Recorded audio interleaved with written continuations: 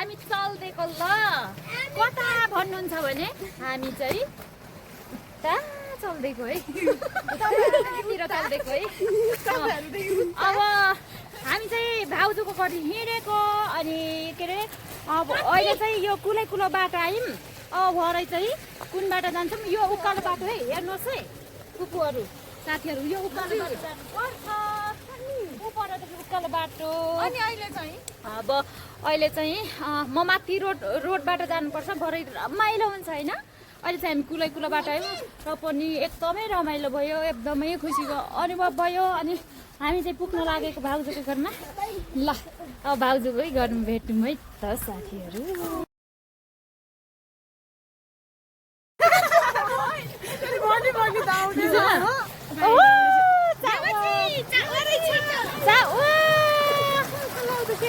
पानी क्या खतरा चाहिँ सोल्टिनी वाउ वातावरण नै एकदमै दामी छ के हो नि वाउ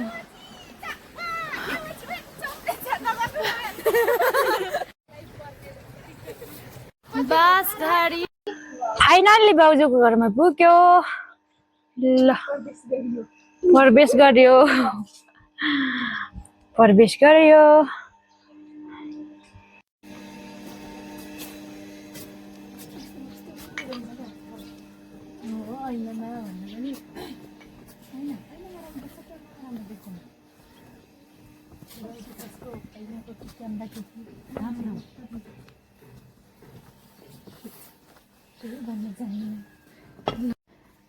आउनुहोस् है ल सबैजना बेमा ल हेलो भाउजू कता हुनुहुन्छ हजुर ल फाइनली भाउजूको घरमा आइपुग्यो ल यहाँ त हुनुहुन्न खोइ त अनि अमेलाहरू छोरा ल कहाँ जानुभएछ ल म खोज्दै जान्छु यहाँ चाहिँ भाउजू हुनुहुन्न म माथि खोज्नु जाँदैछु भाउजूलाई बेमा भाउजू यहाँ हुनुहुन्छ ए ल हुन्छ छोरा पनि भाउजू हेलो हाई बल्ल आइपुग्यौ यो सानो घरमा तपाईलाई वेलकम छ ओके छ भाउजू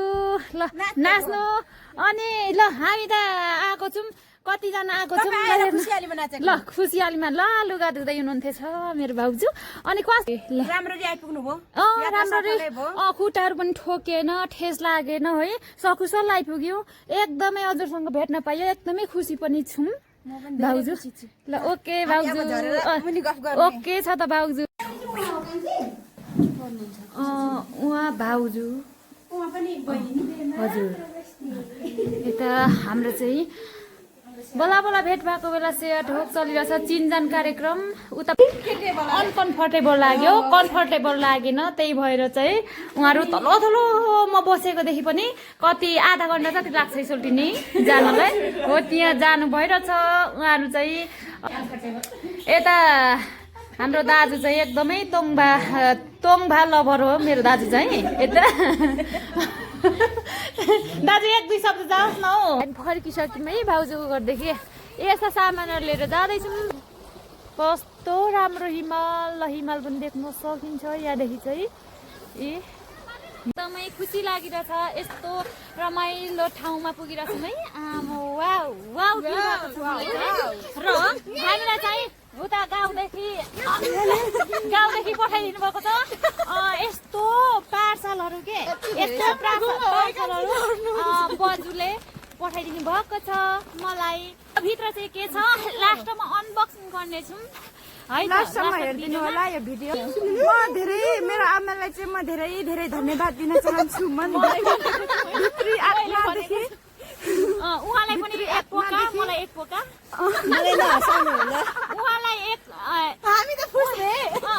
उहाँलाई यो ग्रिन डल्ला हो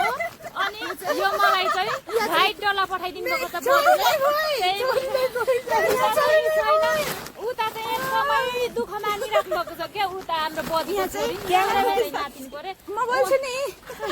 उहाँलाई छोडेर चाहिँ मलाई पठाइदिनु भएको छ है बजुले थ्याङ्क यू बजु यहाँ चाहिँ धेरै विशेष यो छ जस्तै छ सामानहरू अब अर्ग्यानिक गाउँको है अब अब यो चाहिँ अब अहिले अनबक्सिङ गर्नेछौँ अनि त्यसपछि त्यो भिडियो हेर्नको लागि चाहिँ अन्तिमसम्म के भन्छ साथ दिनु होला अन्तिमसम्म हेरेर साथ दिनु होला अनि के अरे एउटा गीत जाओस् न जल्दी नि हाम्रो गइसक्यो गीत जाओस् लु ल म स्टार्ट गर्छु है के एउटा गीत गाउन साथीहरू हल्का रमाइलो नि हुन्छ हल्का हैन रमाइलो है ल म स्टार्ट गरौँ हे तिमी काको म काको काको म काको काको बाटैमा भेट भएको खोटाङ जिल्ला विठल बजार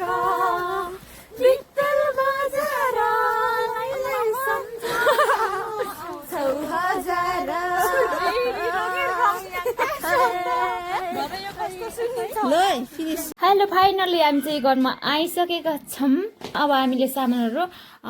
अनबक्सिङ गर्नेछौँ है त लास्टसम्म हेरेर साथ दिनु होला के रहेछ त यो भित्र यामी यामी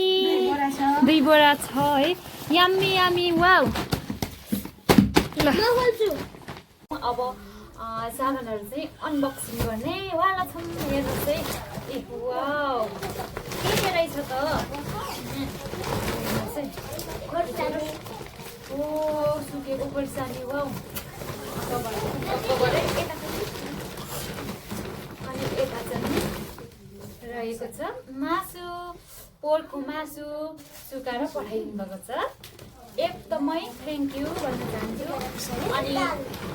अनि यता चाहिँ बोडीको दाल वाउ यो चाहिँ एकदमै मलाई मनपर्छ है मेरो फेभरेट हो कि यो चाहिँ अनि त्यसपछि अनि यता एउटा बस्ताको सक्यो अब अर्को बस्ताको चाहिँ हेर्न सक्नुहुनेछ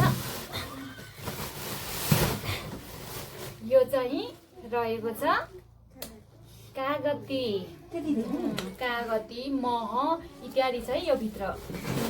अनि घिउ अनि त्यसपछि यो चाहिँ गुन्द्रुक वाउ तोरीको गुन्द्रुक कसलाई मनपर्छ हो साथीहरू थ्याङ्क यू बजु तपाईँलाई धेरै धेरै धन्यवाद तपाईँले यति धेरै मेहनत गरेर त्यति टाढादेखि यति मिठो गुन्द्रुक मलाई पठाइदिनु भएकोमा एकदमै ह्याप्पी छु यस्तो कागती देख्न सक्नुहुनेछ कागतीहरूलाई हेर्नुहोस् फाइनली हामीले अनबक्सिङ गरेर हजुरलाई सामानहरू पनि देखाइसकेका छौँ